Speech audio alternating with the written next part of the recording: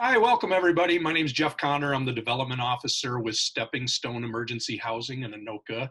And I'm joined today again with the executive director at Stepping Stone, Julie Jeppson. And we've been doing these videos now. I think this is our third one, and we hope to keep them going. And it's just a chance for us to check in with each other, but then also share what we're talking about with the rest of you, so you get some sense for what's going on in the shelter, how things are going, and what kind of things that we could use or the residents can use to help them as they strive towards self-sufficiency. So without further ado, here is Julie Jeppson, who, if you could just start off and give us a quick update on how things are going at the shelter. Yeah. Hey, thanks. Thanks again, Jeff, for this opportunity.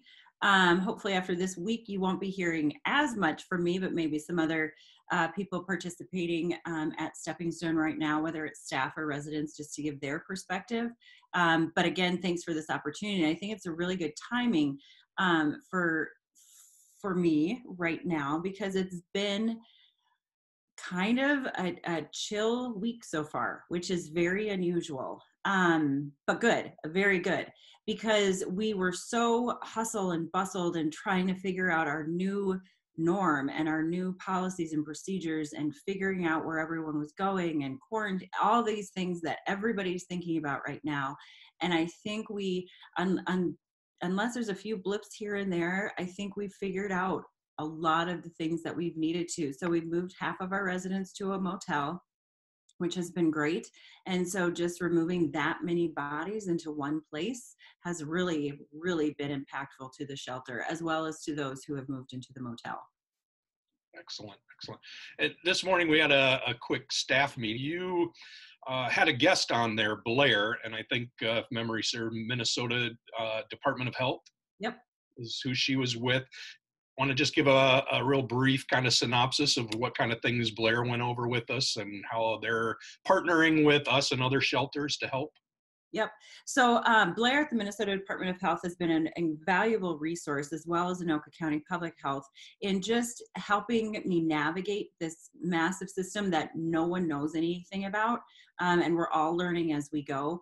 And so she's been a great resource in bouncing ideas off, giving suggestions, me educating her on the shelter priorities that we have.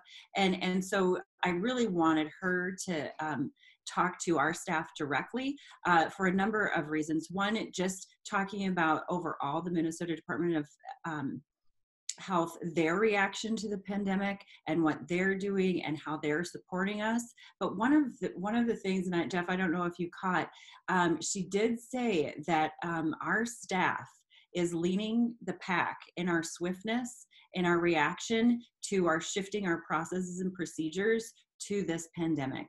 And that is a massive compliment to this staff in how we're reacting, and not just as an organization, but also including the human-centered response in all this, and keeping sure that our residents are first and foremost in our reaction to this very isolating, very unprecedented situation that we're in now. And there's some restrictions right now, I think, in place on donating because of COVID, but maybe not even just because of COVID, just in how we operate and how we can take in donations from folks. Do you want to just share some of what you shared with us this morning about that?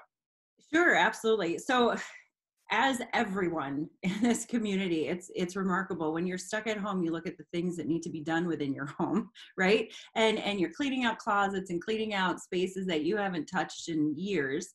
And the community has been so incredibly generous to us in wanting to donate their clothing, their kitchen items, anything and everything, because there's no other opportunities to donate it now, since one of the biggest ones, Goodwill, is not open for business. So first of all, thank you to everyone who wants to donate to us. But unfortunately, at this time, we just can't. There's only a very limited amount and number and items of donations that we can accept right now, because we simply don't have the storage. And so one of the things that you can do is, hold on to your items, and maybe when this is all over, we can accept the donation. There's no guarantee.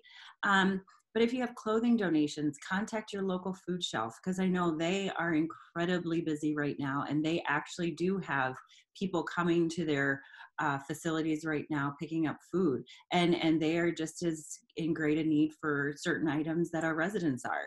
And so please do that. Please, I know your heart is genuine. I know you mean the best, but please do not just show up at our shelter with your donations. It's very hard to tell a person no face to face. So just give me a call at 763-277-8301 just to see if we're accepting the generous donation that you have. And staff is instructed to only accept a donation based on my approval. So unfortunately, they're going to have to turn you away if you haven't given me a call first. And we don't want that to happen to anyone. Can you give that number one more time, Julie? Yeah, 763-277-8301.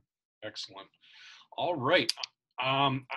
I think on our website as well, we have some listings for the specific items that we need donated. So anybody out there can look at that list, see what the current needs are, and then get a hold of you at that number and arrange for a drop off of those. So folks who are wanting to do something, are there other opportunities for folks out there who are looking to connect maybe some of their free time to helping us?